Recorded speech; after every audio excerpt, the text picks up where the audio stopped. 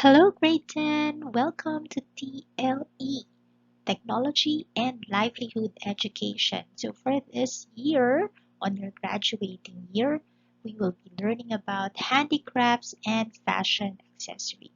So let's get started.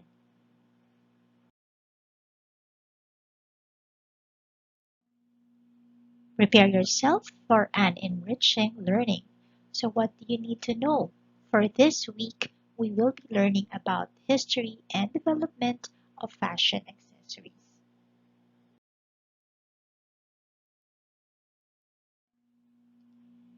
For our most essential learning competency, and that is what you need to learn, we are going to trace the history and development of fashion accessory production.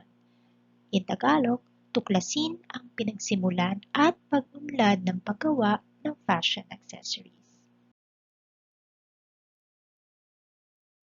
So let us define first what fashion is.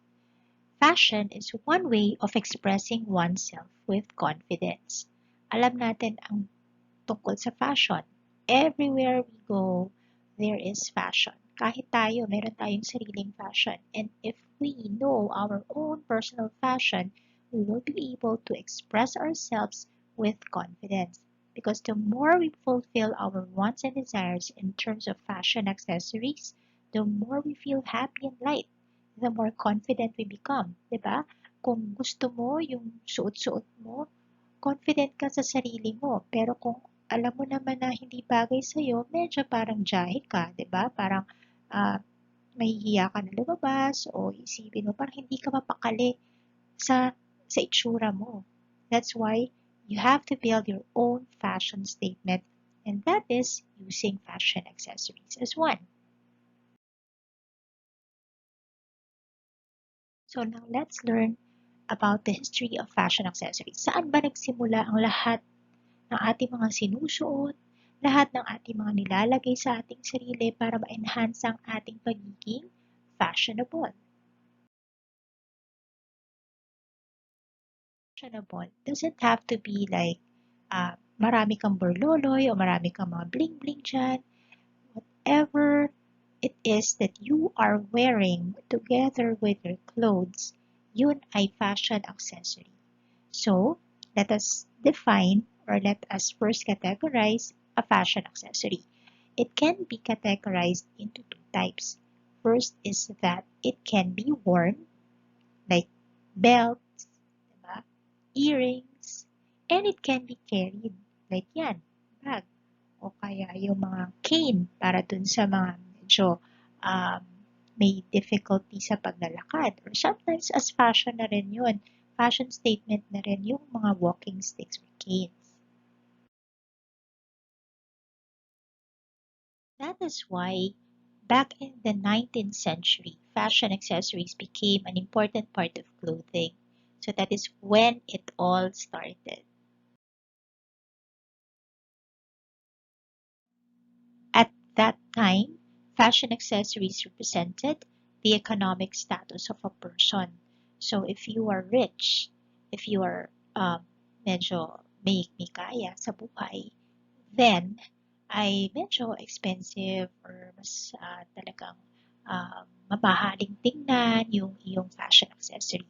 Also, it is an expression of occasion and feelings of the wearer. So, depende sa okasyon na pupuntahan niya. If you're going to a party, so medyo fully accessorized. But if you're just going out, so medyo simple lang or subdued yung iyong fashion accessories.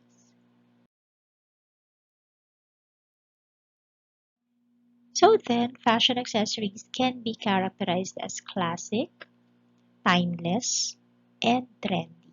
So isipin nyo, when you're, if you're going to make a fashion accessory, make sure that it would show or characterize these three things: classic, timeless, and trendy.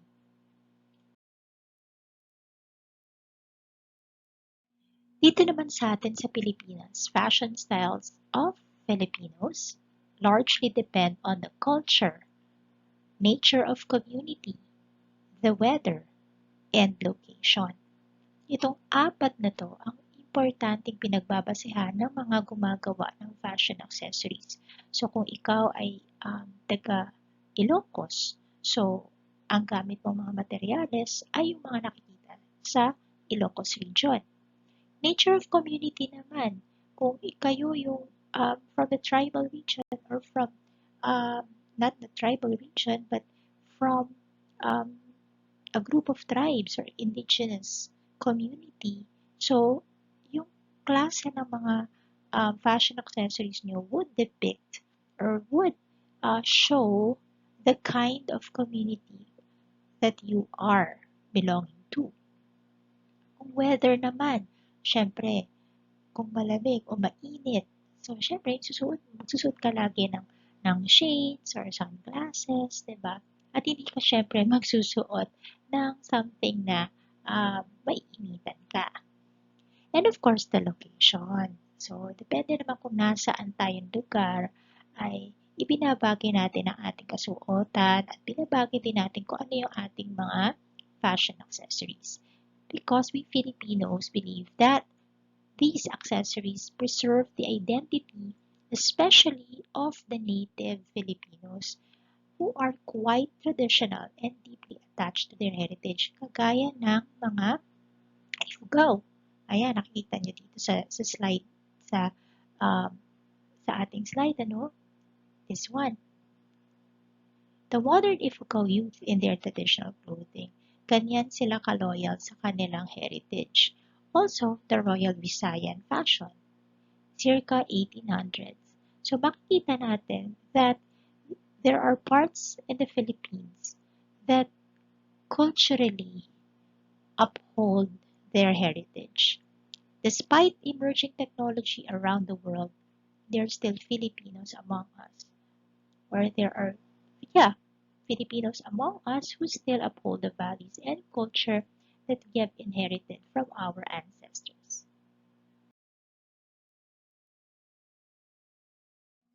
So, tingnan natin kung ano yung mga types of fashion accessories. First, of course, is the most popular at pinaka-common. When we say fashion accessories, mabilis na may isip natin ay yung jewelries, di ba? Like the bracelets, earrings, brooches, pins, and fibulas. But when we say jewelry, ito syempre yung fashionable items that add stylish touches to our outfits. So, basahin nyo na lamang at pag-aralan kung ano ang mga ito.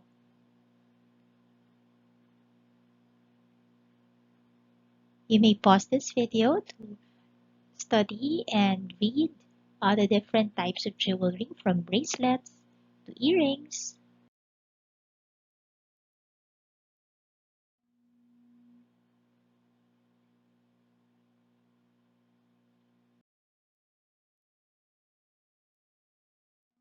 To brooches, pins, and fibulas. Although dito sa atin, walang masyadong mga fibulas. Ito ay madalas na ginagamit ng mga nasa Europe, particularly those in the Greek, Etruscan, or Roman period.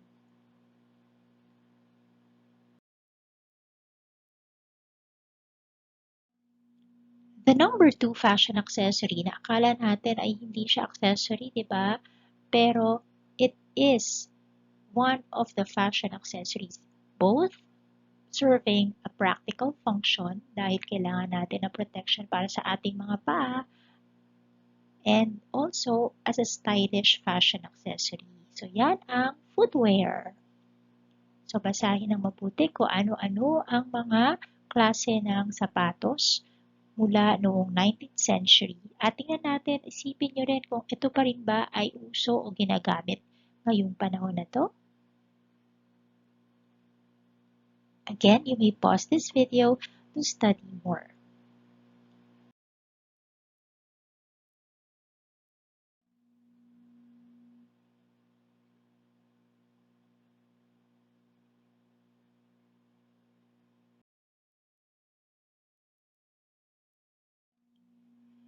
The third is the headwear. So all types of fashion accessories that you put on your head, of course, are the headwear.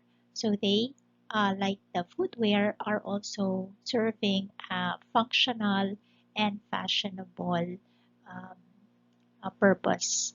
So most of the fashion accessories for headwear, I they provide warmth while also making a fashion statement. So isa sa mga tanyag na or popular na klase ng headwear, of course, are yung beret.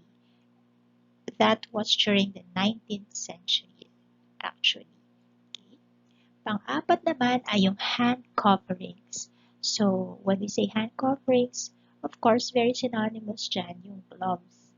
So, again, pareho ng headwear at ng footwear, they also serve both functions, practical and fashionable.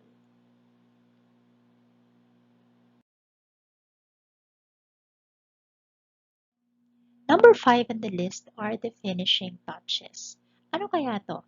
Parang makeup ang dating, no? But these are the belts and the buckles as well as neckties and neckwear because they add critical finishing touches to many outfits. Siyempre, kung hindi bagay yung belt mo, nako, talagang critical nga kasi magmumukha kang baduy o mukha kang sabihin, ay, hindi naman to marunong ng fashion at hindi marunong manamit. So you have to be able to learn how to match your clothes or your belts with your clothes as well as your necktie para sa mga lalaki. Okay, yung mga sinusuot yung necktie, especially pagka graduate na kayo, diba? And hopefully magkaroon tayo ng face-to-face, you'll be able to wear something formal. Of course, your necktie must match what you are wearing.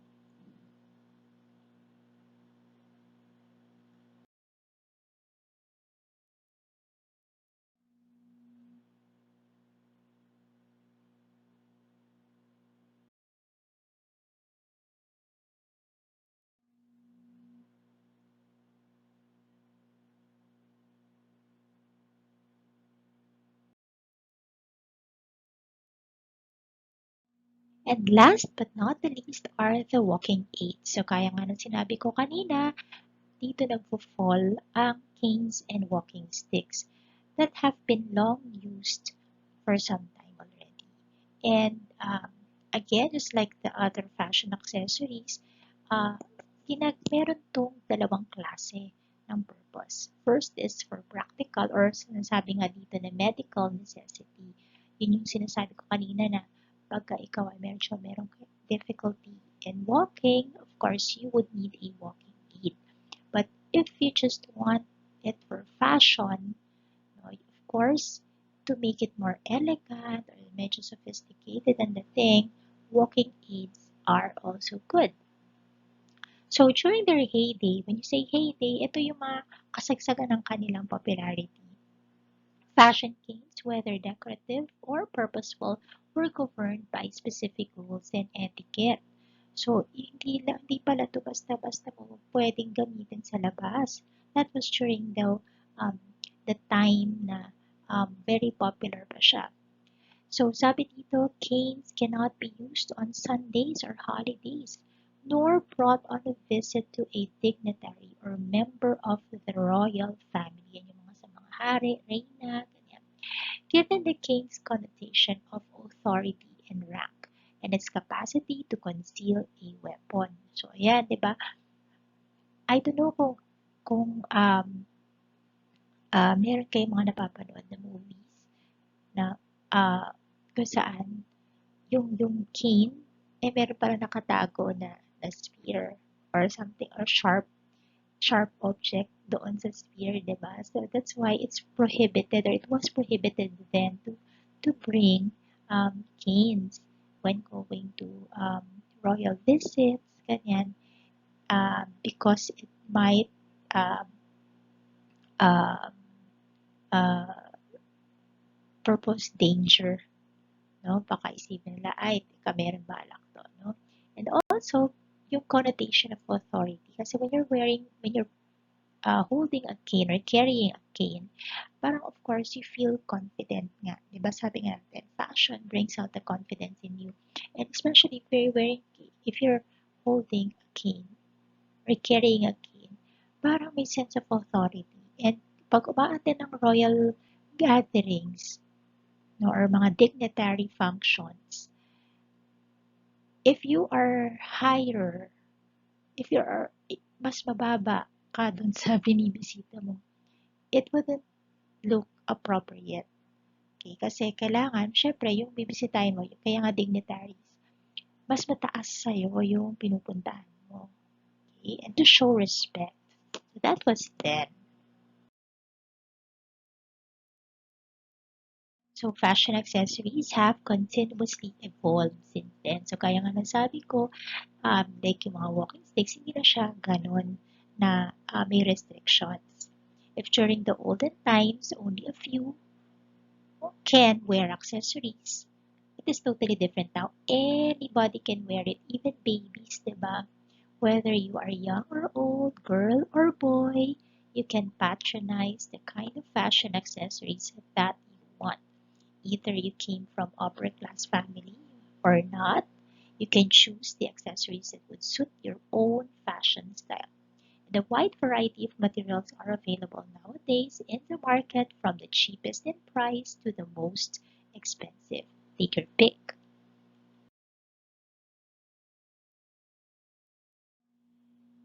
So the following slides are just a summary of what we have talked about. So again, when we say fashion accessories, these can be jewelry, footwear, headwear,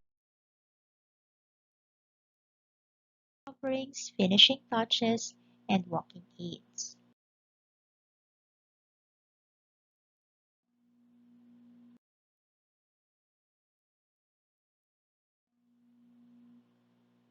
So ito yung mga popular na types of jewelry. When we say jewelry, ito yun naman yung mga earrings, necklace,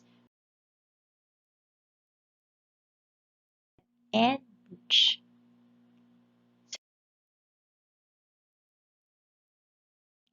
Along with hats and berets, there are also other hair accessories such as the headband. And with the finishing touches, of course, we all know that belts are among the popular finishing touches. So there you have it. This has been our week one lesson for the first quarter. All the topics and everything that you have learned, that we have discussed, and all the information that we have gathered are all coming from the following resources. So thank you very much for listening, and I hope you have learned something new and additional learning for others, and make it more enjoyable by visiting the other websites where we got our lessons from. And you may now proceed to your activities for week one. So happy learning!